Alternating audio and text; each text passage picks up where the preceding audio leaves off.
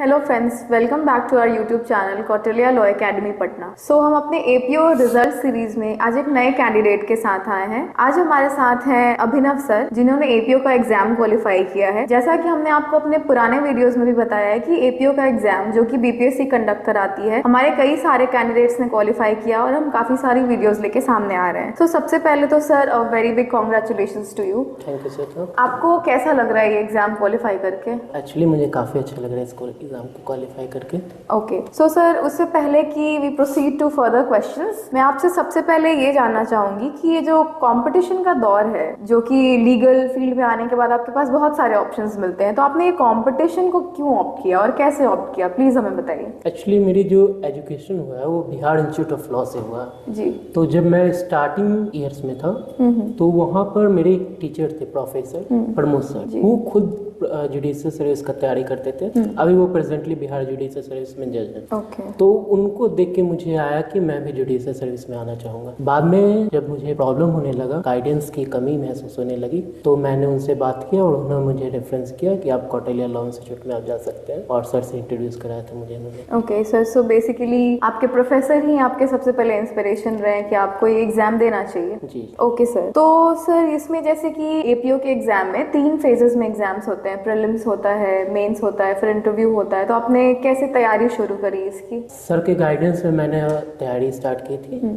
मैंने इस कोचिंग को 2017 में ही ज्वाइन कर लिया था। इस टाइम मेरा कॉलेज कंटिन्यू ही चल रहा था, आई थिंक 3rd या 4th ईयर था। तो आपने लाइक कॉलेज के दौरान ही कोचिंग ज्वाइन कर लिया था? क्योंकि मेरा एम शुरू से क्लियर था कि मुझे जुडिशियल सर्विस में जाना है, और सर से बात करने के बाद मुझे ये क्लियर हो गया था कि डिले करने का कोई मतलब नहीं है। जितना जल्दी प्रिपरेशन स्टार्ट करूँ उतना ज़्यादा बेटर है। तो सर आपने जुडिशियल सर्विसेज के लिए पहले प्रिपरेशन स्टार्ट किया? मेरा शुरू से ही इस फील्ड में, वैसे भी जो लोग आते हैं उनका ही नहीं रहता है कि वो जुडिशियल सर्विस में ही जाए, तो मेरा भी वही एम था। ओके, तो सर अगला क्वेश्चन हमारा ये है कि लाइक जो सब्जेक्ट्स होते हैं, आपने जैसा बताया कि आप जुडिशरी की तैयारी करने वाले थे, तो इस वैकेंसी के पहले जो सब्जेक्ट्स हुआ करते थे वो काफी सिमिलर थे। क्रिमिनल लॉज थे, सिविल लॉज थे, like up to some certain point वो काफी सिमिलर थे। लेकिन इस बार की जो नोटिफिकेशन थी 2020 वाली, तो बहुत सारे माइनर लॉज ऐड किए गए थे और क्रिमिनल लॉज जो भी हैं उन पे थोड़ा ज्यादा स्ट्रेस दिया गया था। तो उसको कैसे आपने टैकल किया जुडिशरी की तैयारी के दौरान? और जहां तक सर मुझे पता है आपके बारे में, आपने 31st बिहार जुडिशरी भी मेंस लिखा था। जी। तो सर आपने कैसे मैनेज किया इन सब चीजों को? एक्चुअली जो प्रिपरेशन थी वो काफी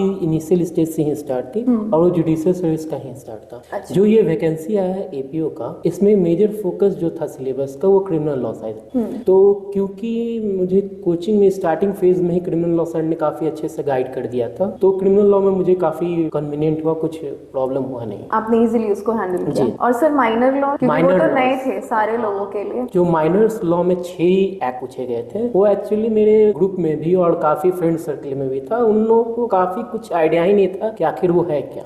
इस रिगार्डिंग में मैंने सर से बात किया और सर के गाइडेंस में ही काम किया, सर के क्लासेस किया रेगुलर।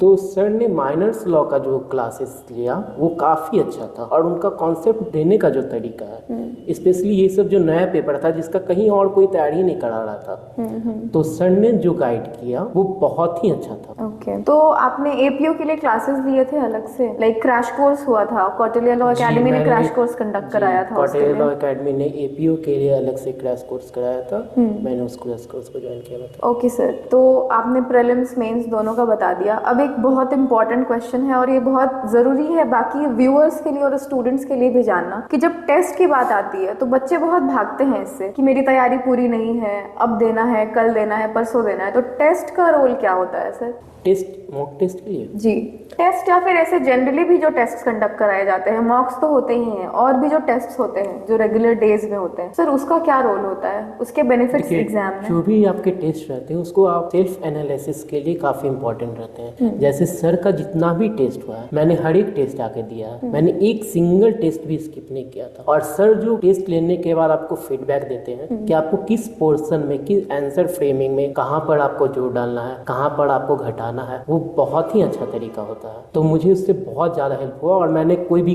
सर का टेस्ट स्किप नहीं किया था, मैंने सारा टेस्ट आ दिया था। ओके, तो सर नेक्स्ट क्वेश्चन हमारा ये है कि टेस्ट भी आपने बता दिया, तो जब इंटरव्यू की बात आती है तो इट्स वेरी ऑब्वियस कि आपके नॉलेज की टेस्ट ऑलरेडी हो चुकी है, आपने 2 एग्जाम ऑलरेडी क्वालिफाई कर लिया। अब आती है पर्सनालिटी चेक की बात, कि आपकी पर्सनालिटी कैसी है, आप डिजर्व करते हैं कि नहीं उस पर्टिकुलर पोस्ट पे आप लाइक उसको बैठना उस पे। तो इंटरव्यू में सर आपका इंटरव्यू कैसा था, पहले आप ये बताइए। मेरा इंटरव्यू काफी अच्छा रहा, इनफैक्ट मुझे काफी अच्छे मार्क्स भी आए थे। सर क्या आप स्पेसिफाई करना चाहेंगे अपने हाँ, मार्क्स? मेरे मार्क्स 79 थे out of 100। Okay, so out of 100, if I am not wrong 100 marks होता है जी, इंटरव्यू का। तो सर 100 में 79, जी। राइट? तो 79 अपने आप में एक माइलस्टोन है। ये मैं सभी को बताना चाहूंगी कि 100 आउट ऑफ लाइक 79 आना इंटरव्यू में, तो ये अपने आप में बहुत बड़ी बात होती है। तो सर आपने प्रिपरेशन कैसे किया इतने अच्छे मार्क्स लाने के लिए इसमें? मैंने जो स्टार्ट किया था इंटरव्यू का आफ्टर में, जी। एक्चुअली सर का जब क्लासेस चलता था तो सर ये गाइड करते थे कि देखिए इंटरव्यू का तैयारी आपका सबसे बेस्ट हो सकता है वो क्लासरूम में टाइम हो सकता है। इस टाइम हम पढ़ा रहे हैं तो बहुत सारी बातें निकल के आते थे और सर पॉइंट आउट करते थे कि देखिए ये इंटरव्यू का क्वेश्चन बनता है। तो वहां से ही स्टार्ट था। लेकिन During जब classes? जी जी जी जुडिशियल क्लासेस में सर एक्ट पढ़ाते टाइम ही पॉइंट आउट करते हैं कि देखिए साहब यहाँ से इंटरव्यू का क्वेश्चन उठता है, तो वो तो चला आ रहा। लेकिन जब मेंस हो गया तो उसके बाद मैंने सर का